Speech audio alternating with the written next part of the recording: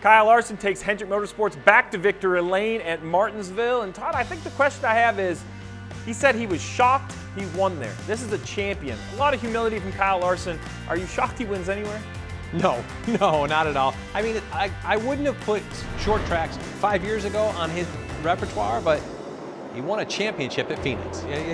He continues to make his craft better. He's been a top 5 finisher at Martinsville before, so shouldn't be surprised about it. Not surprised. You mentioned a championship. Well, it was the championship-filled top 3 at Martinsville. Kyle Larson going to victory lane. Joey Logano with a big recovery to second. Martin Truex Jr. to third. But really anything but similar days. These 3 drivers had completely different days. I think the best thing, let's go to our line graph and kind of take a look at all 3 guys and how they ended up.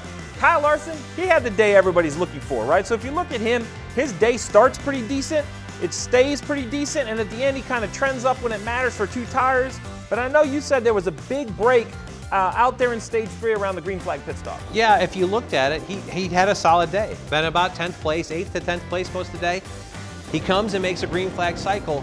When that comes to that caution that came out for Anthony Alfredo's tire, Kyle Larson had gotten himself back on the lead lap. He was the last car on the lead lap. That set him up to make the calls that ultimately won him the race. So if he was a lap down, he would have been buried, free pass, wave around. He probably would have got back on the lead lap, but you think he loses the chance to win this race? Well, that set him up to win the race because he got that. He was on the lead lap. He stayed out at that caution at 306 and got himself to, I think, second at that point and up in a position to be up front and make the call that they did at late 345. We take a look at the second place finisher, Joey Logano. That same green flag pit stop, he ran long, didn't come to pit road. It was a big difference maker for the 22. But the question is, did they really have a choice? This is a great pit call, but if you see where the 22 runs, he's near the back or outside the top 15, and then right here, the day changes. He goes north and north quick. That's the type of thing you want to look at. Stays out, pits under the yellow, gets the track position, and takes us all the way to the second place finish.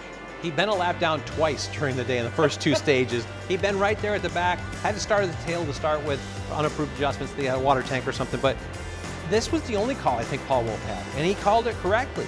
They took the opportunity to go long. They were probably in a situation, if it went green, they were gonna go lap down again, so they went long. They had a 60-lap window when the pit cycle started on fuel, and it paid off for them. Back to the line graph and back to another driver that had a big gain at green flag cycle, Martin Truex Jr. Now his day, up and down. His day starts fine. He's up there inside the top 10. He drops a little bit, but then a huge, I think it's a mistake, right? Just a penalty right here.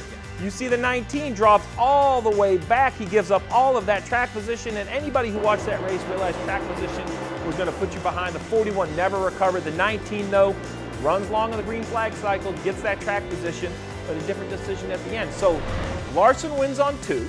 Yep. Logano runs second on none, no tires. The 19 comes and gets 4s and runs third. Todd, you have to break this down. This is 3 different decisions for first, second, and third place. And I think given the number of laps that were left, I think all 3 calls could play, depending on where you put yourself and how the restart happened. I think they did a good, Kyle Larson did a great job of taking advantage of the restart, getting himself in position. He was up to second, and then he could pressure Joey.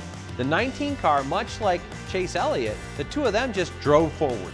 They made up 10 spots, I think, in that last run, driving forward, and Martin just about got Joey for second. Yeah, I will say this. It was an impressive run and a well-earned victory by Kyle Larson, but one more late yellow, and it could have easily been Martin Truex Jr. in victory lane. That run to closing laps was impressive. We saw a lot of passes, but another short track race behind us. Joey Logano second, Truex third, but it was Larson in victory lane.